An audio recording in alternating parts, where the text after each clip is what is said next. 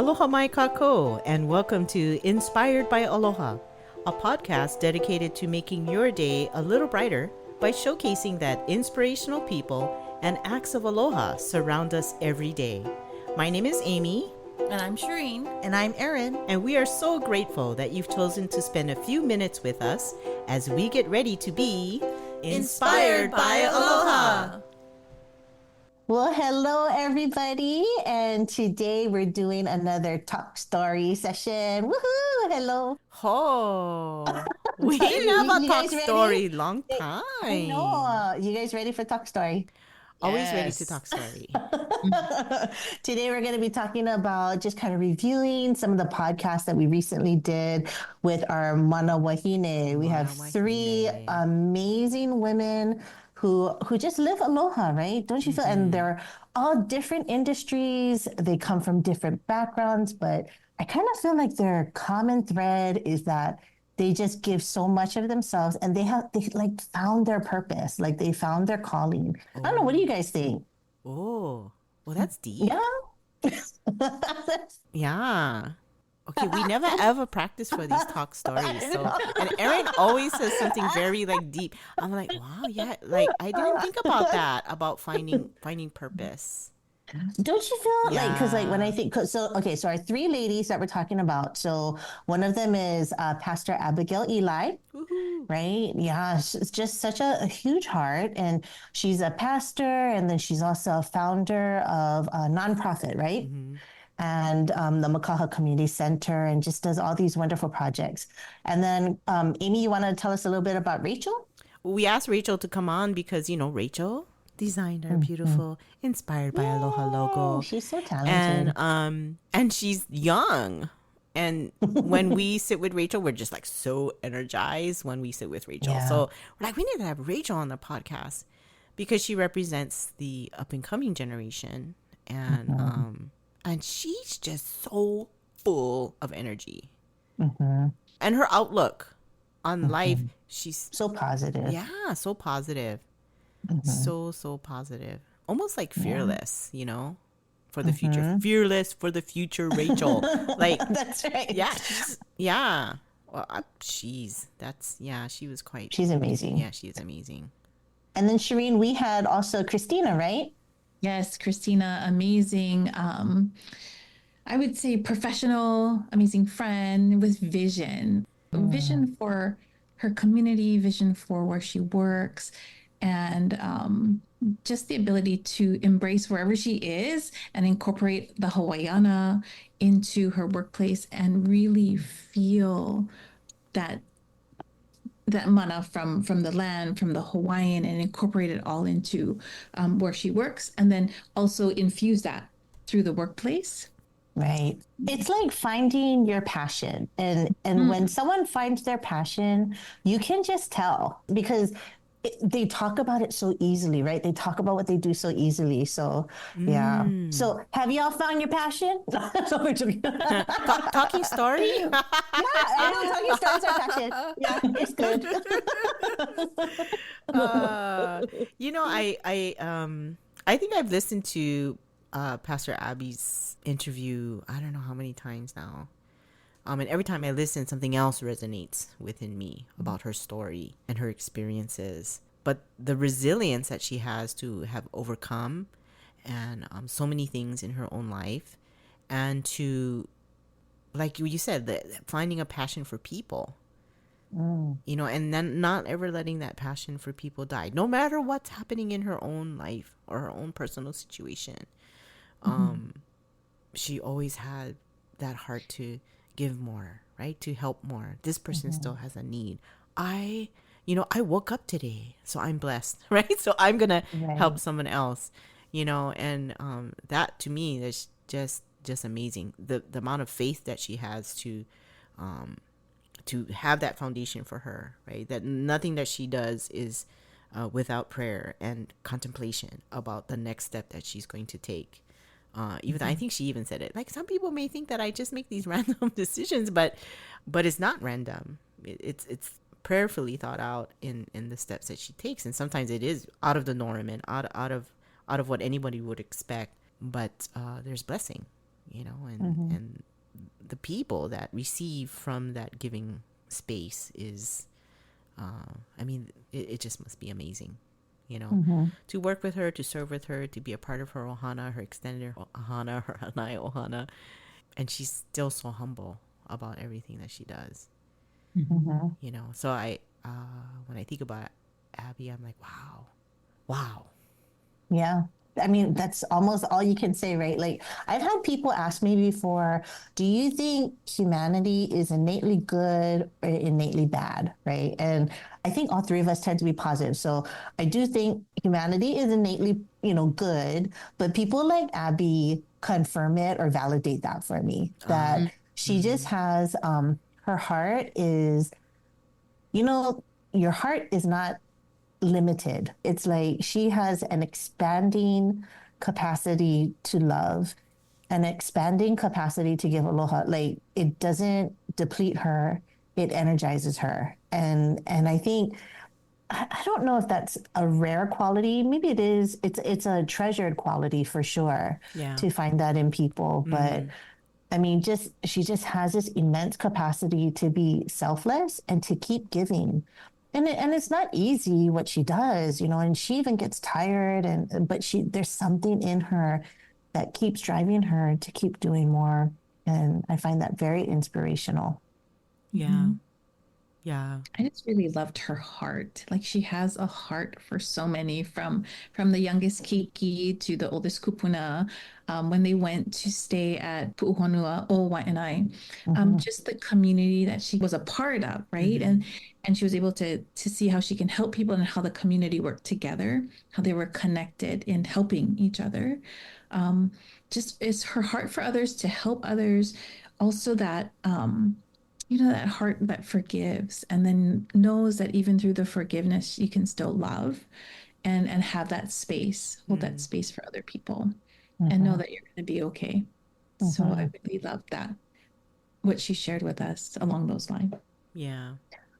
Yeah. So if you reflect back on our special talk with Abby, what would be one thing? Oh, this is hard. Okay, what would be one thing that you would want to do in your life that she inspired you to do? Just from meeting her, what is one thing? Okay, we probably got to take a pause to think about it. But like, yeah, what would be one thing that you'd want to change or do in your life because of having met Abby Eli? Wow. I think for me, it's to not judge, not be quick to judge. The story that she tells about when she went to the emergency center, when she needed assistance, and how the staff there treated her because of the way she looked, you know, or the way, what they thought of her.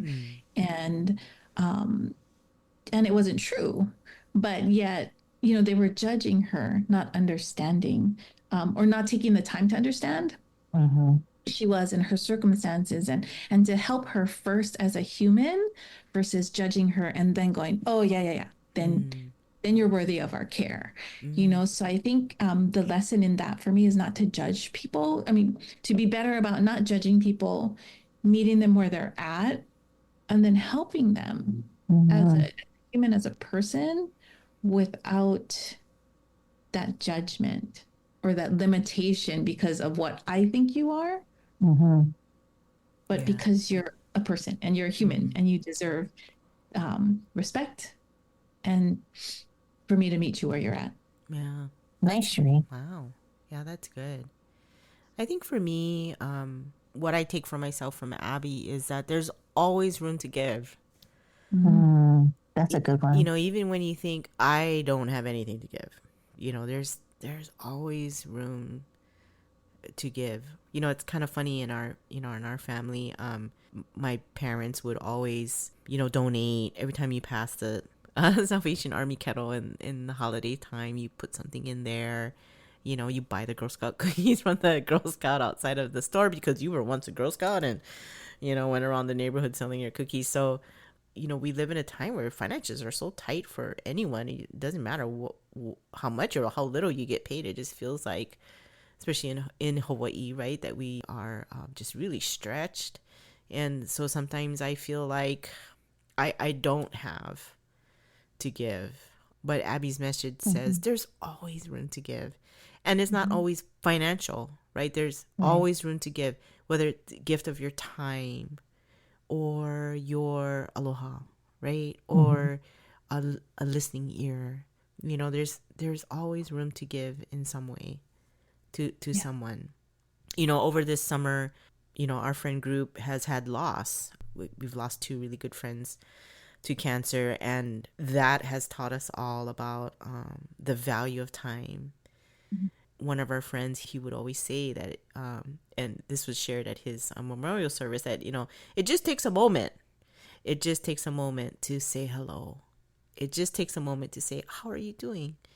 Or a text message or a reach out, you know? And that's Abby. She, for me, that it was just, that was my takeaway. Like, wow, you know, there's always room to give in some way to somebody.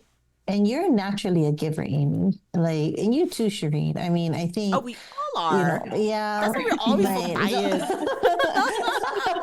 So we gotta give to ourselves too. But I mean, but there is. I mean, there is. That's why you take us forest bathing. Yeah.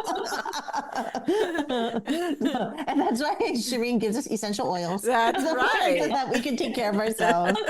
But I guess we really do in the giving. There's so much that we do get back, you know. And I think for me, there were so many lessons, right, that Abby shared with us. But for me, it was not being like placing value in your whole story.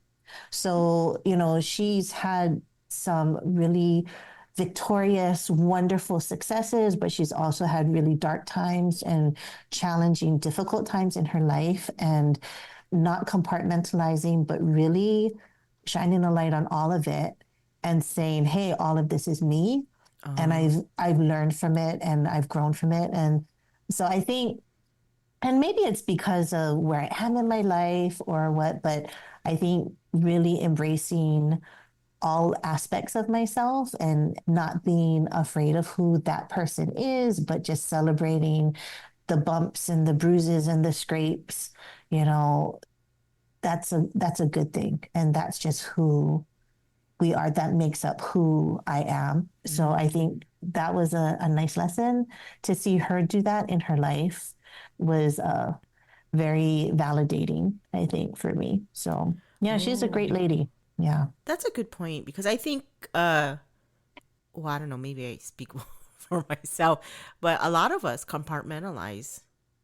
So we push out the stuff that you know, it's like, ew, that was yuck. That was yuck in my life. We'll just push that out and we'll just leave it over there. You know, that's kind of Gen X. And I don't really want to, I don't really want that to be a part of me, but that is a part of me. I wouldn't be who I am today if I didn't go through some of the dark and yucky stuff in life, right? Yeah. So, but don't you think we kind of grew up as Gen Xers in the suck it up like era? It was. Hey, that's just what it is. Like, it's not great, but you just keep moving on. Yeah. In Japanese, they you know, my elders would say, "Oh, you need to gamang," and gamang. I don't even know if that's Japanese or that's a Hawaii Japanese thing, but gamang meant that you had to just internalize it and move forward. And in my emotional mind, I'd be like, that sounds really unhealthy. You know, as a teenager and as a young adult, I'm like, just, you know, suck it up and move forward. I'm like, at some point that's going to surface, you know. But that was our generation. You know. But it makes you who you are, all those experiences, how yucky they might be, or, you know, it makes you who you are today. It's kind of like the movie about the emotions, right? With sadness. Inside Out. Surprisingly, do you know? I never saw that. Emotional. Like I didn't see the second one, but the first one, I was like, nobody told me it was gonna be this emotional. But there's sadness and joy, right? And joy was always like, no sadness, you must go away. And sadness is like, doom, doom, doom, doom. Without sadness, you cannot experience joy, right? And so to know sadness means to know joy as well. That's And deep. so that was what the child was made out of, right? She had to have, we can't protect her from sadness. You Right. must let her go through that and feel And it. feel it. So Right. that knows what joy feels like. That's true. Right. Because if we were like joyful all the time, we wouldn't even know we're joyful because we'd have nothing to compare it to. Yo, that's So true. it's like the whole yin and yang thing, right? You kind of balance it out. Well, and then when you think about Abby's faith, for all that she's been through, you know, God pulls her faith, God pulls her through. And then whatever God has pulled her through, she then uses to bless others. It's that whole, like, I have more to give because I understand what you've been through. I know you're suffering. You know, I can help you here. I can direct you to this resource, you know. And, you know, not that I would want anyone to have hardship like that, but she's taken that and bless that forward. But then also all that compassion that she has to understand the needs of people who are hurting, you know, and the solution is not just to put you in a place and get you a job because you're not ready to do that. So how do we help you get ready to then move to that next step? I think that was, you know, pretty amazing. So yeah, she has it all together, Abby. You know who else has it all together? I have to say, is Rachel Radona. Oh my gosh, as our Gen Z firecracker of an artist. Like, she is so put together, and she's just such a joy to speak with. You know, like, just you cannot help but smile when you talk to Rachel. You know? Yeah. Well, we were just talking about Gen Xers on compartmentalizing and suck it up and move forward. And then there's Rachel, who's an epitome of a Gen Zer who's like, I embrace my emotions, right? Like, it's okay to feel, you know, it's okay to be passionate about something. Right. It's okay to be unsure. You know, we were chatting before this podcast, we were chatting about when I was her age, I was fearful of so many things. You know, what am I going to do after college? I wonder if I'm going to get a job interview. What do I do with this degree? Oh my gosh, how much money am I going to make? When can I move out of my parents' house? You know? And Rachel's like, I don't know. I don't know what the future is like. And that's exciting. And I'm like, what? That's scary. But it's not scary. Even now. No. Right? It's not, it's still scary. But it's not scary for Rachel. You know, she's like, I embrace whatever the future has for me, you know? Yeah. I'm like, wow. I feel like we're learning that now, but to know that lesson when you're in your 20s, I mean, just because, you know, I do remember when it was time to graduate from college. I do remember myself and my colleague, Ray Boy, we were like talking about, we don't want to graduate, you know, so what do we do? We want to stay at UH Manoa some more. So it was so different, but, you know, I think the fact that Rachel has found a way to just embrace the unknown and just find joy and excitement in it, I think that's such a role model for everyone, right? So that's exciting. Yeah. Yeah. She just has such a joyful disposition. And I love that. Possibilities are endless. So she knows her passion, right? And she does it daily and gets people excited about what she's doing too. Everyone wants to follow her and see the new things she's creating. And I love that. Yep. The possibilities are endless for her. And because she's open to it, you know, she'll see what's out there and I'm sure I can do that. Or, you know, just being not afraid, right? Not afraid to jump in and knowing in her what she does well and just goes and does it. And she's not, she doesn't have the boundaries to say, this is the only art that I do. I am willing to learn and do anything that anyone wants to create. And let's talk about it and see what we can create together. since we had podcasts with Rachel, you know, she's done much more work with you know, with Town and Country, with the women's designs. They have her do also men's t-shirt designs. You know, she's done murals at different places around Honolulu, Beer Lab Hawaii. If you go onto her Instagram, you can see some of the art that she's done. She just did a resort kids area with her fancy murals, and it's neat what she can do. She can do so many things, and her passion for the art is so infectious. It makes me, I want to draw, but I can't, you know. And she makes you can, you know, Amy. she makes creating so much fun. So actually on Rachel's Instagram, sometimes she does stuff just for friends, right? And like, oh, I painted my good friend so and so's wall, and there's this like cool mural in a living room space, because it was a blank white wall. Like, when she sees a blank white wall, I'm like, ooh, nice and clean. She sees a blank wall and goes, ooh, so much potential. Yeah. It's a canvas. It can be whatever. Yeah. And I'm like, I think that's a clean wall. And she's like, that's a wall with so much potential. You know, and I'm like, oh, you know, I'm like, oh, I love that. A blank wall is a wall with potential, right? Yeah. So cool. So, yeah, her outlook, her energy is so positive, and it's inspiring. Yeah, very inspiring. You know, so I just can't wait to see what Rachel's gonna do. You know, in the future, I'm just so excited for her. I know she's also working on an airport mural project with glass art.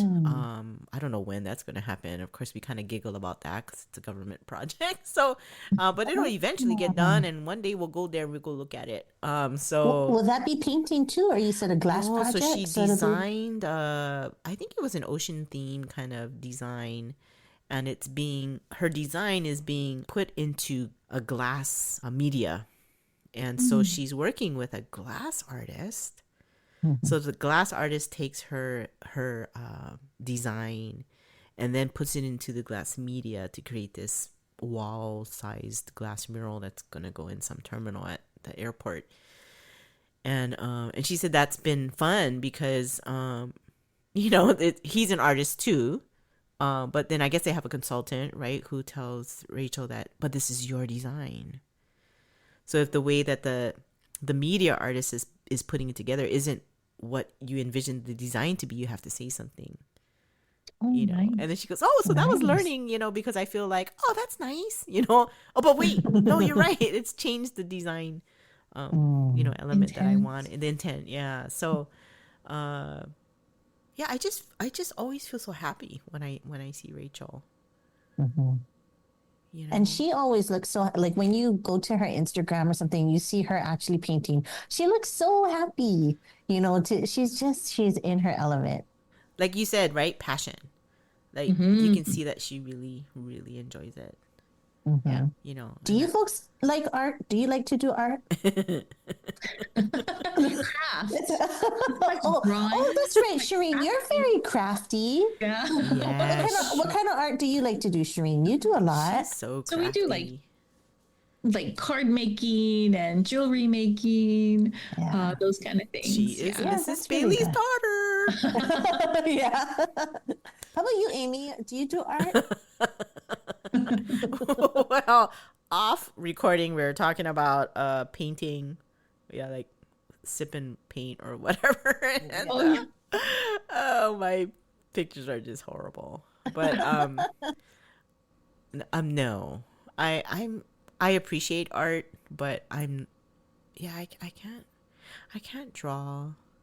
You know, stickman, that's pretty cool for me. Have you taken an art class before? When I was young, like I never took art in college or anything. But I was always the color out of the line kind of person. And then, when we were Oh, growing up, that's right, you had to good. color in the line. You had to color in the And the line. tree had to be green. Well, I made my tree purple and got a S- on my art project. I was like, well, Oh, I I remember want a purple S tree. grade. S So, minus. but yeah, I appreciate art, but yeah, I'm not good at it. So I think that's why I appreciate Or it maybe you more. haven't discovered your artistic talent yet. We won't That say could how be old it. we are, but I don't think so. I think it could be fun. We should all do like an art class, like go to a paint. Oh. That would be so fun because, like, when I was in like sixth or seventh grade, my teacher said that I had no artistic talent, and because So of mean that, back then. I know. Well, they're just very honest, I guess, back then. But after that, I never took an art class, so I avoided. I took like art history instead, or like I took other electives, but I never took an art class because it was just in my head that, oh, I'm not good at art and stuff. But now I'm like, I think it'd be fun to just try, Yeah. We should do it. Well, I know you're a doodler, like when you're on the I'm a phone or doodler. in a meeting, and I'm seeing your Yeah. doodles. Your doodles are quite nice, actually. My doodles are the same. Hearts, My flowers. doodles are very abstract, so it's just boring. But as a kid, I used to love to finger paint. Finger Yeah, paint. on I that love shiny this paper, and then you like smooshed your fingers and made these like, yeah. And then I realized when you mix too many colors together, it just becomes brown. I don't know. It's in the brown too. But I used to love finger painting, and most of my little childhood friends didn't because it was so messy, right? But I was like, yeah, this dirty. is so cool. Shireen's like, that's dirty. Shireen's like, I like brushes. Brushes are neater. The closest thing, like my mom was very, very crafty. She would make she painted, she made ornaments, she crocheted, she cross stitched, I have my mom's art all over my house because she was like, I don't like this painting. I'm like, I'll take it. So, she was very artistic. My brother is pretty artistic too. He can draw and stuff, but she always wanted me to do stuff with her. And then she'd be like, put the glue gun down. Oh, okay. Or, you're cutting crooked. I changed my mind. Okay. Oh, no, never mind. Don't paint that. I could do primer stuff because there would be stuff over it. But yeah. And after a while, when I got older, I told Mom, I'll just take you to the craft fairs, okay? But please don't let me help you prep for them because I'm just not very good at it. So yeah, that was always. Well, would Lego Yeah. be considered art? Well, Lego has instructions, so Well, that's okay. I like Lego. Oh, so that's right. You like Lego. I'm not a good Lego I person. love Lego. I just you need time to do Lego. But I watched the Lego challenge. And I'm like, wow, I can't do that. I need the instructions. I can't like just create. It's like no. But yeah, Even with instructions, I have a hard time with Lego. It's like, I don't know. So, everybody has their strengths. Lego is not mine. So, Lego, my Lego. So. Oh, that's so funny. But I do appreciate art. But yeah, never been much of an artist. So like seeing Rachel's work I'm always like, oh, that's amazing. And she's so cute. She's like, it's just something I put together. I'm like, wow. Like when we were working on this logo, right? I remember she said, I have a few designs, and it was like a zillion of them. Right. With all the different Our Inspired by Aloha podcast, right? And all of us are like, that one's really nice. Oh, that one's nice too. Oh, that one's nice too. But the interpretation of art, is so neat. So I really appreciate. I appreciate hearing the stories. When Rachel makes things, and then she has her intention and story about why she did what she did, and it's like, wow, it makes you appreciate what she she's does her created. research. Yeah, she does research, and she always listens because we were like her client, and she listened to all of us. I mean, in the logo, she put down everything that we wanted, from pukeni to our shave ice to our musubis to she put down everything that each of us wanted to have represented. So right.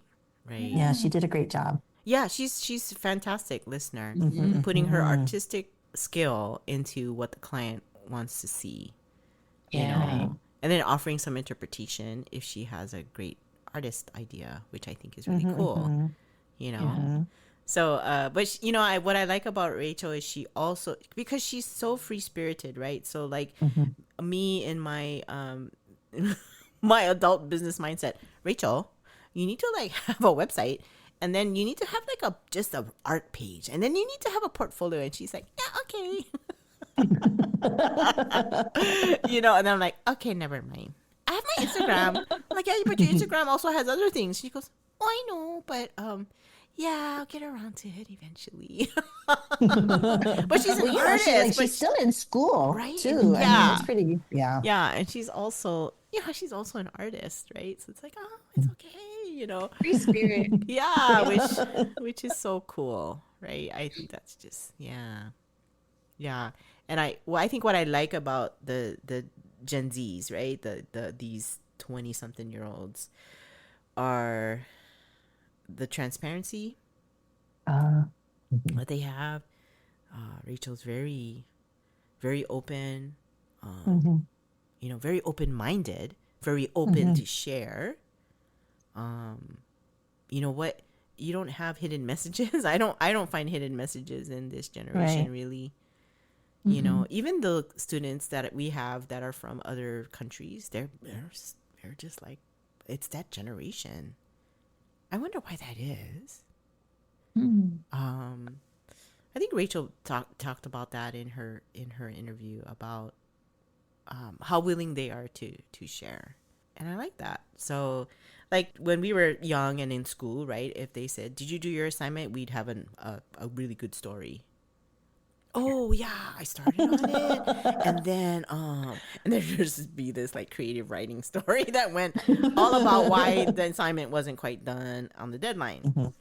When I ask a Gen Z student, "Did you finish your assignment?" "Oh, no."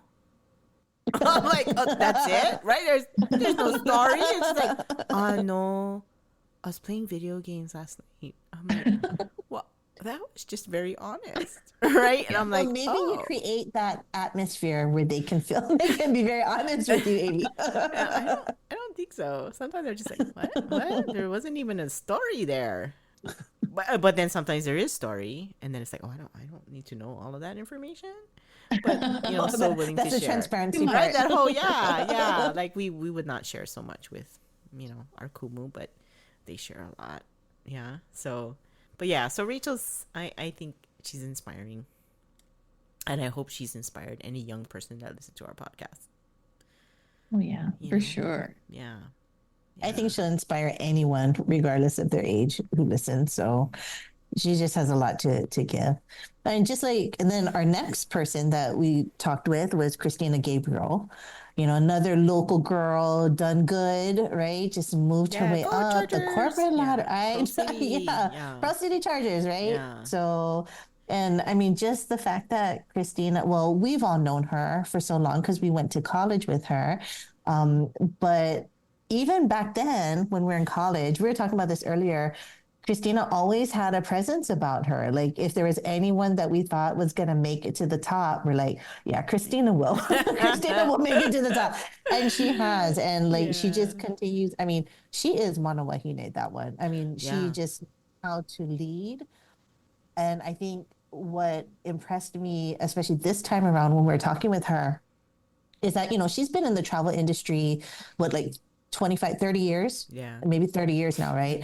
And one, she's managed to stay in Hawaii. Yeah. You know, and then two, she's managed to be a female powerhouse leader who has gone up the ranks to the very top that you can go in Hawaii, which is, like you were saying, I think in our podcast, Amy, back then we were all encouraged to get off the island. Yeah. And that's how you get promoted faster. Go international or go domestic, but, you know, go to the continent to get promoted. So I thought that was neat. But what I love about Christina is her total commitment to Hawaii's indigenous host culture, to Hawaiian culture, and how she has shown such respect for it in incorporating it into her travel industry practices and with the way she manages people and what she exposes them to. And she just treats the culture with such reverence and respect. And I love that, among so many things, but I love that about her. Yeah.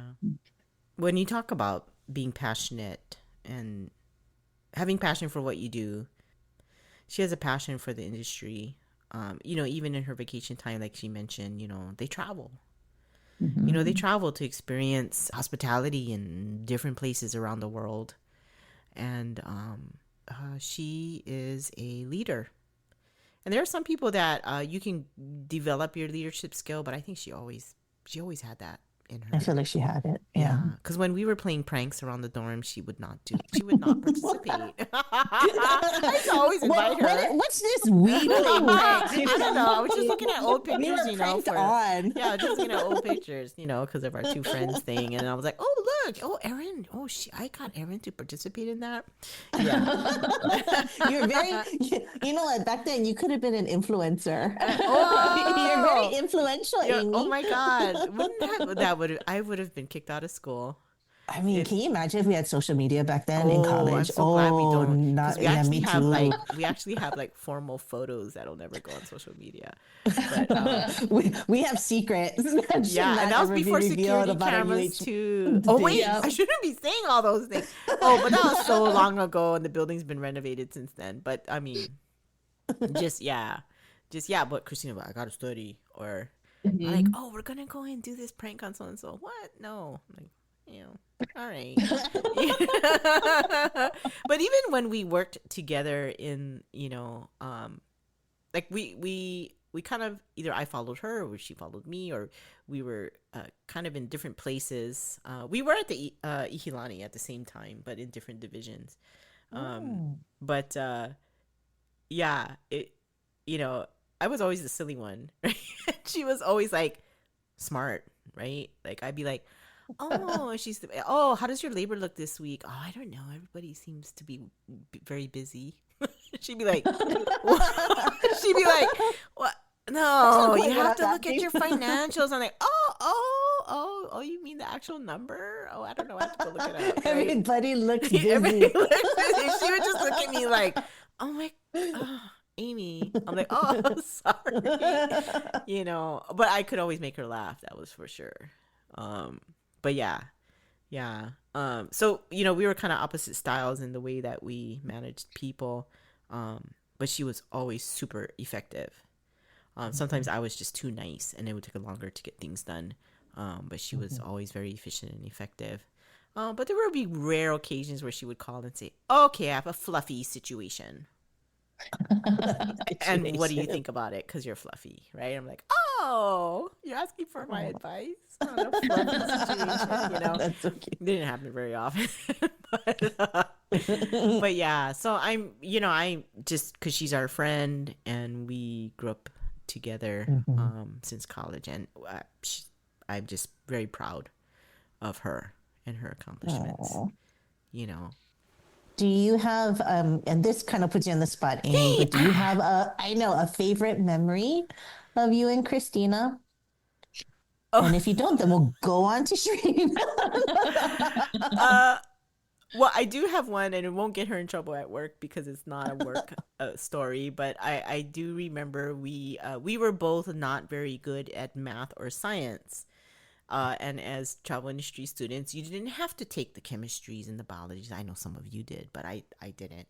But a biology equivalent at UH Manoa was Hawaiian plants and insects. Oh, actually, Shareen took that class too after us. Is that the bottom one? No. Hawaiian plants. I took genetics, I think. And there was a lab, so you had to have a science lab. And so we're like, oh, this class has a lab.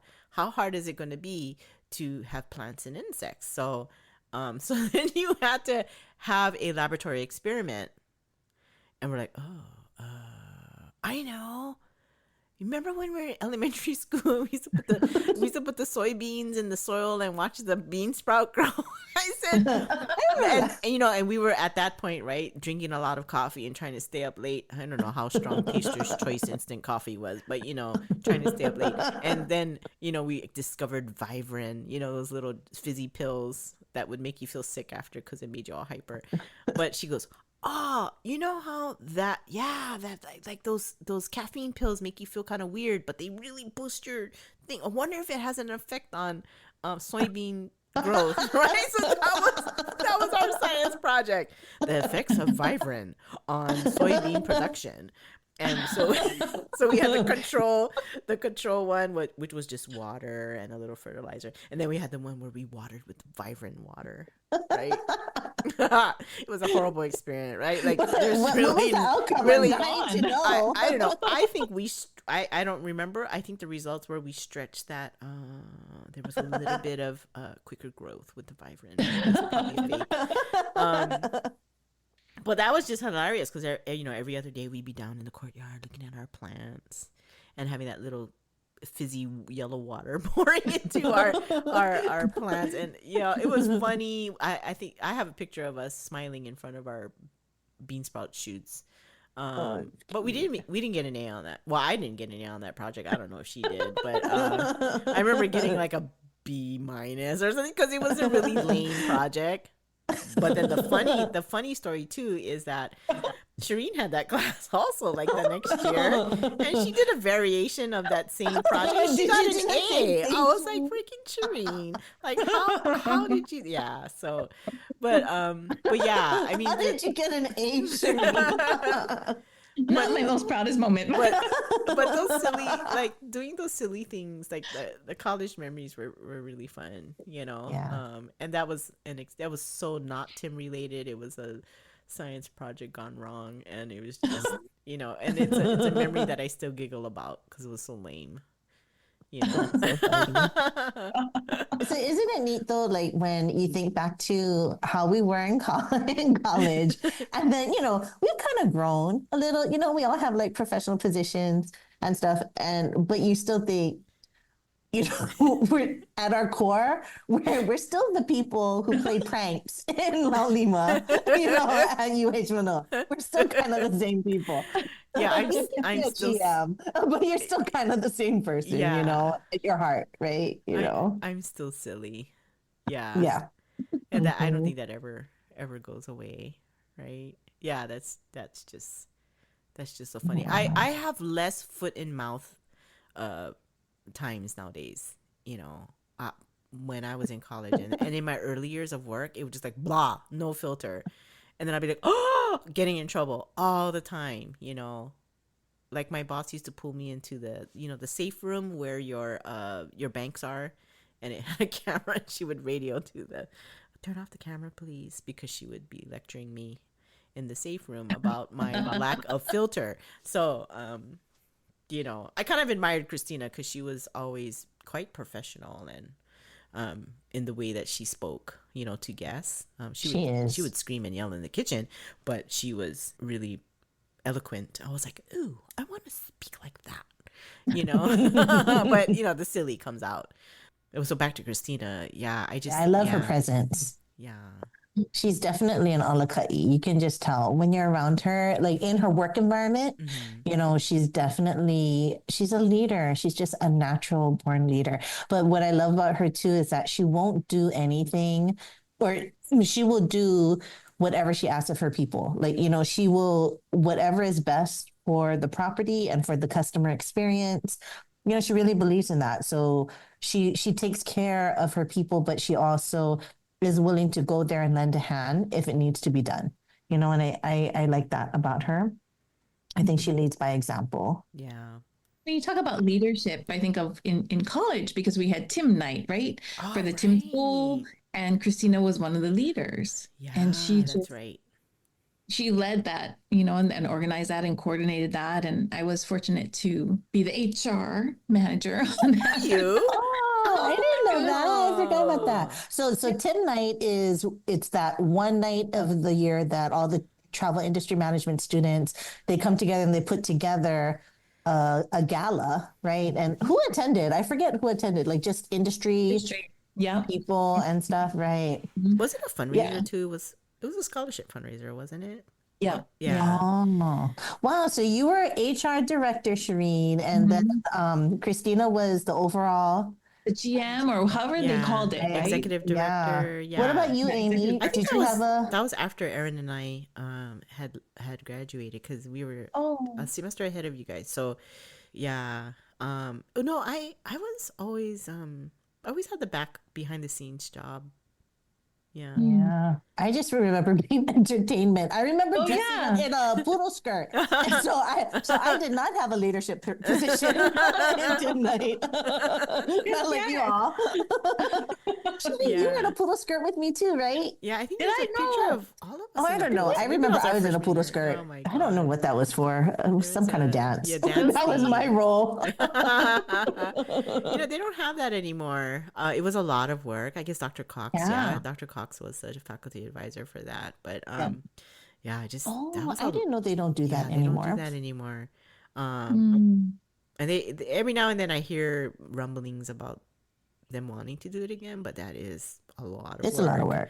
Yeah. But it was so much fun. I mean, I think that was a great memory for me. Yeah. And Christina was a leader, and even back then, she was just she was just smart, very organized, and able to bring people together to get stuff done. I think I was always squirrely and got distracted, and that's probably not why I never became a GM.